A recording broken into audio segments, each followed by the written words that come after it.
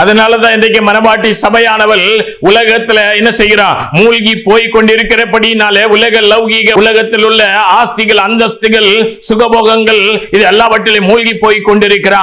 தேவனுடைய மனுஷன் முதல்ல எப்படி இருக்கணும் அப்படின்னா, நமக்கு என்னெல்லாம் பிடிக்குமோ அதெல்லாம் வெறுத்து தேவனுக்கு பின்பாக வருகிறது ஆண்டவர். அதாவது எனக்கு அது பிடிக்கும், இது பிடிக்கும், உனக்கு எதெல்லாம் பிடிக்குதோ அதெல்லாம் வேத வசனத்தின்படி வெறுத்து தேவனுக்கு பின்பாக அனுதினம் அவருடைய சிலுவையை எடுத்துக்கொண்டு வருவதுதான் தேவனுக்கு பிரியமாக இருக்கிற காரியம்.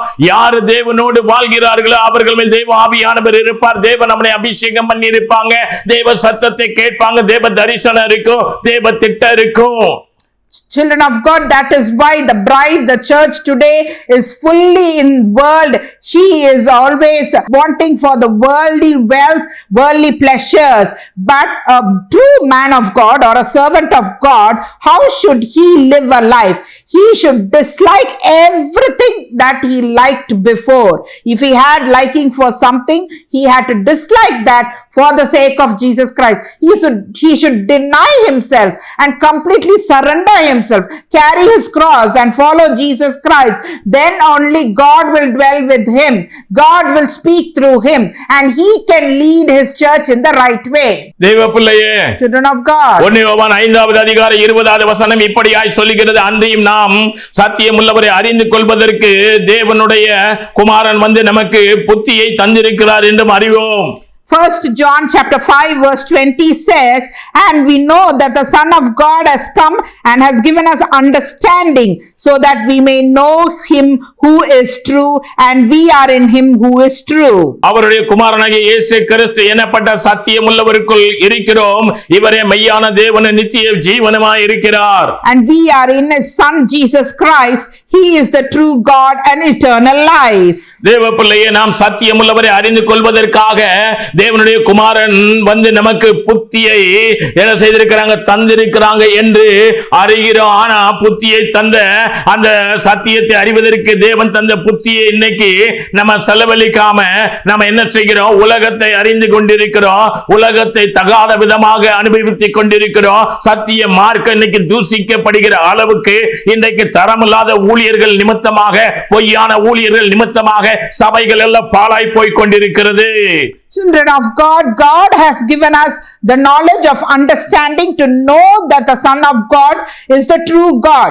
He is the one who is true and Jesus Christ is the one who is true God and eternal life. For this purpose God has given us the knowledge of understanding, but we don't use our knowledge of understanding for this purpose.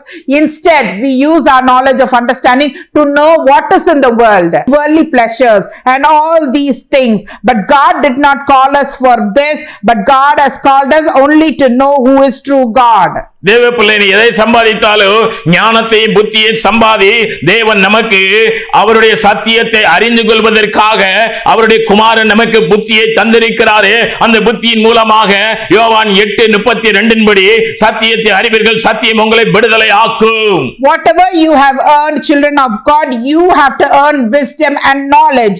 God has given us this wisdom and knowledge to know the Son of God who is true, who is eternal life.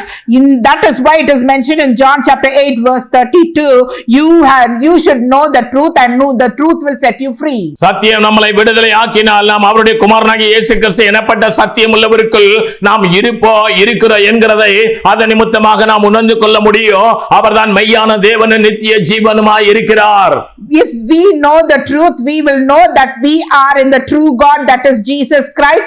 We will also know that Jesus Christ is the only way, the truth and the life. தேவ பிள்ளையே, Children of God, மணவாட்டி கதவை தட்டுகிற சத்தத்தை கேட்கிற, ஆனா எழுந்திருக்க முடியல. the bride is listening to the noise of the knocking sound, but she's not able to wake up. உலகத்துடைய காரியங்கள் அவளை என்ன செய்ய முடியல, எழுந்திருக்க விடல. The worldly things is not allowing her to wake up. ஒரு காலத்துல அவள் தேவனுக்கு பிரியமானவளாக, புறாவாக, உத்தமியாக, சகோதரியாக காணப்பட்ட இந்த உலக லௌகிக அவளை என்ன செய்தது, உலகம் முழுவதும் பொல்லாங்கலுக்கு கிடைக்கிறது என்று சொல்லப்பட்டது போல சபைகள் முழுவதும் இன்றைக்கு உலகத்துக்குள்ள பொல்லாங்களுக்குள் கிடைக்கிறபடியினால் அவளால் எழுந்திருக்க முடியவில்லை. At one time, the bride, the church, was God's beloved, perfect one, the dove, the sister. But now she is fully in the world, in the evil one.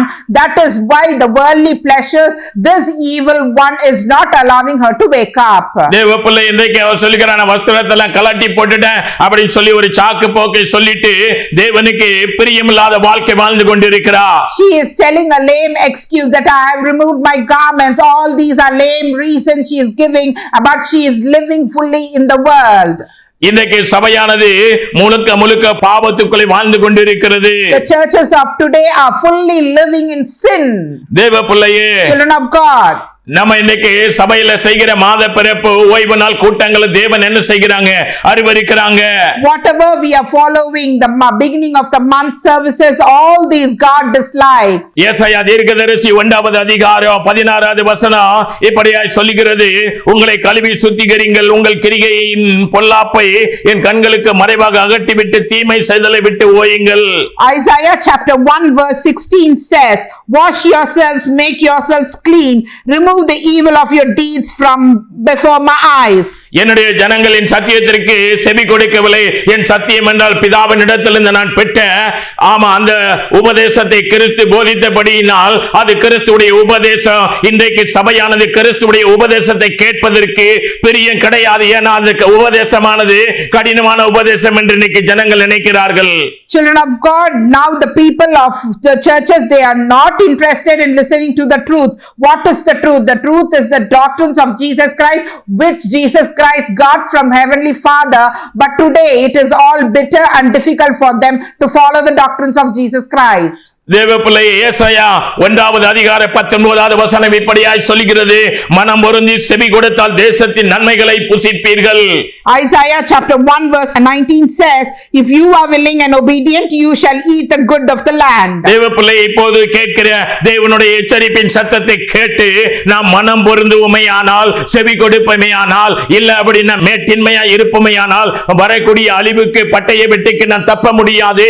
ஆனா இன்றைக்கு தேவ பிள்ளையே நாம் நம்முடைய தேவனுடைய சத்தத்திற்கு செவி கொடுப்பமையானால், வசனத்திற்கு செவி கொடுப்பமையானால் இன்றைக்கு தேவனுடைய பிள்ளையே வரக்கூடிய அழிவுக்கு தப்பித்துக் கொள்வா. அதைத்தான் யோவான் ஸ்நானகன் மத்தேயு 3வது அதிகாரத்திலே அவர் சொல்லுகிறார். என்ன சொல்லுகிறார்? விரியன் பாம்பு குட்டிகளே, வரும் கோப ஆக்கினைக்கு தப்பித்துக் கொள்ள உங்களுக்கு வகை காட்டினவன் யார்?